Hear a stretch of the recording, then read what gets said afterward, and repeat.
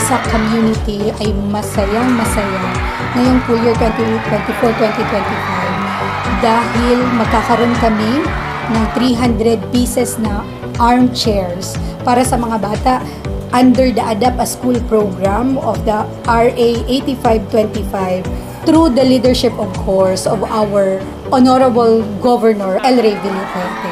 Salamat sa presensya niyo, Naldaw.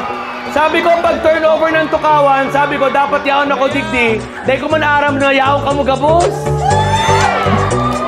Sabi ko, gusto ko lang ma-turnover kay ma'am dahil nangako kami matapang. Meron kami pinapag-ibo ongoing na College of the Arts and Culture. Naglagay po ako ng 100 million na budget. Tatabihan natin yung College of the Arts and Culture ng Bicol High School of the Arts. Laptop para sa inyo. Laptop po para sa mga bata. Ito, 3 laptop mo. Babalik ako dito pag i-deliver na yung aircon. Wala pang 30 days, meron na siyang naibigay sa amin na 300 na upuan na kailangan ng mga bata. Sure. Alam mo naman kami, Villafuerte, basta kaya binibigay.